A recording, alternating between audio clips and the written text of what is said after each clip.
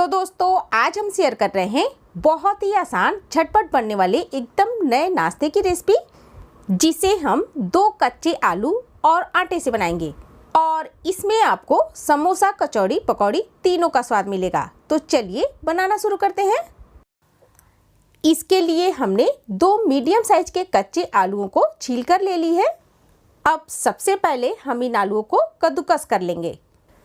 इसके लिए मीडियम वाले जाली का इस्तेमाल कीजिएगा और कद्दूकस करने के बाद इनको 2-3 बार पानी से अच्छे से धुल लीजिएगा, जिससे कि आलूओं से स्टार्च निकल जाए। आलूओं को धुलने के बाद इनको हमने स्ट्रेनर में छान ली है। अब आलूओं से एक्स्ट्रा पानी निकल जाए तो इसके लिए इनको हम इस तरह से दबा लेंगे और देखिए आलू से पानी अच्छे से निकल गया है। तो अब हम इनको एक बाउल में डाल देंगे और इसमें हम डाल देंगे प्याज। एक प्याज को हमने लंबाई में काट कर ले ली है और इनके लच्छों को अलग कर लिया है। 2 बारीक कटी हुई हरी मिर्च डाल देंगे। मेरे पास लाल मिर्चें थी, वो मैंने ले ली है। और 1 इंच अदरक को हमने ग्रेट करके ले ली है। 1 चम्मच हम इसमें जीरा डालेंगे और 1/4 चम्मच काली मिर्च पाउडर। थोड़ा सा हम इसमें बारीक कटा हुआ हरा धनिया डालेंगे और इनको अच्छे से मिला लेंगे। और दोस्तों यहाँ पर आप सब्जियों में पत्ता गोभी, गाजर, शिमला मिर्च ले सकते हैं। मैंने बहुत कम चीज़ों से ये नाश्ता बनाया है। और दोस्तों नमक हम इसमें बाद में डालेंगे, क्योंकि नमक डालने से सब्जियाँ पानी छोड़ देती हैं। तो चलिए अभी हम इसे साइड में रख देते हैं। अब मैंने यहाँ पर रात का बचा हुआ आटा लिया है। आप चाहें तो 1 कप गेहूं के आटे को गूंथ कर ले लीजिएगा, जैसे हम रोटी के लिए गूंथते हैं। गूथा हुआ आटा है तो इस आटे को हम एक बार अच्छे से मसल लेंगे और मसलने के बाद हम इसके 4 भाग कर ले रहे हैं। अब एक लोई लेंगे, इनको हाथों में रोल करके चिकना कर लेंगे। इस तरह से सारी लोइयां बनाकर तैयार कर लेंगे।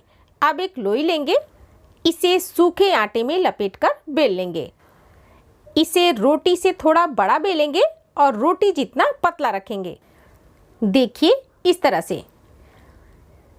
से मैंने सभी लोइयों की रोटियां बनाकर तैयार कर ली है। अब ये आलू का मिश्रण लेंगे, इसमें हम 1 छोटा चम्मच नमक डाल देंगे और इसे अच्छे से मिला लेंगे। नमक को हमने अच्छे से मिक्स कर ली है। अब एक रोटी लीजिए, इसे सरफेस या चकले के ऊपर रखिए और इसके ऊपर टोमेटो सॉस, हरी चटनी या सेजवान सॉस जो भी आपके पास हो वो ले लीजिए। मैंने टोमेटो सॉस ली है। इसे रोटी के ऊपर अच्छे से फैला लीजिए और अब इसके ऊपर 2 से 3 चम्मच ये आलू का मिश्रण रखिए और इसे भी अच्छे से फैला लीजिए। अब इसके ऊपर एक और रोटी रखिए और हाथों से इसे ऊपर से बराबर कर लीजिए। अब मैंने यहाँ पर हरी चटनी ली है, इसे रोटी के ऊपर लगाएंगे और इसके ऊपर भी हम ये आलू का मिश्रण रखेंगे और इसे बराबर से फैला लेंगे। चटनी आप अपने हिसाब से कम ज़्यादा कर सकते हैं या अपने टेस्ट के अकॉर्डिंग ले सकते हैं।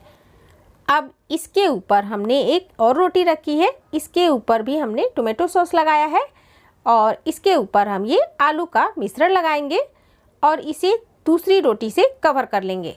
इस तरह से हमने एक के ऊपर एक चारों रोटियां लगा दी हैं। अब किनारे की तरफ से उठाएंगे और इसे अच्छे से चिपका लेंगे, जिससे आलू का मिश्रण बाहर ना निकले। अब स्टीमर वाली प्लेट ले लीजिए या कोई भी जाली वाला बर्तन जिसमें आप स्टीम करते हो, इसे ऑयल से ग्रीस कर लीजिए और इसके ऊपर ये रोटी रख दीजिए। अब इनको स्टीम करने के लिए हमने एक बड़े बर्तन में 1 गिलास पानी गर्म कर ली है। इसके ऊपर हम ये बर्तन रखेंगे और इसे कवर करके 7 से 8 मिनट तक स्टीम कर लेंगे।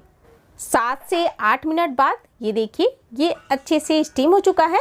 तो अब हम इसे निकाल लेंगे और इसे अच्छे से ठंडा कर लेंगे और ठंडा होने के बाद ये बर्तन से बहुत आसानी से निकल जाता है। तो चलिए इसे हम निकाल कर प्लेट में रख लेते हैं और इसके पीसेस कट कर लेते हैं। मैं इसके 8 भाग कर रही हूँ ट्रायंगल शेप में। और दोस्तों आप इन्हें बनाकर फ्रीज में 2 से 3 दिन तक स्टोर करके भी रख सकते हैं। ये बिना फ्राई के भी बहुत टेस्टी लगते हैं और हेल्दी भी हैं। और फ्राई करना हो तो फटाफट से एक घोल तैयार कर लीजिए, जिससे कि ये बहुत ही ज़्यादा क्रिस्पी लगेंगे। तो इसके लिए एक बाउल में 2 बड़े चम्मच मैदा लीजिए, इसमें थोड़ा सा नमक डालिए और पानी डालकर इसका एक पतला सा घोल तैयार कर लीजिए। इसमें ये पीसेस डालिए और इसे घोल में अच्छे से डिप कर लीजिए और इनको फ्राई कर लीजिए। फ्राई करने के लिए पैन में हमने 2 बड़े चम्मच तेल गरम कर ली है। इसमें हम ये एक एक करके पीसेस डाल देंगे जितना कि पैन में आ जाए और इनको मीडियम फ्लेम पर फ्राई कर लेंगे।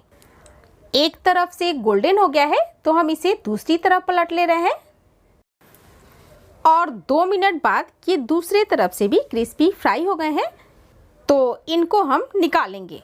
बहुत कम तेल में ये क्रिस्पी फ्राई हो जाते हैं और गेहूं के आटे से बना है तो बाजार में मिलने वाले समोसा कचौड़ी पकौड़ी से ये कहीं ज़्यादा हेल्दी हैं और टेस्टी भी।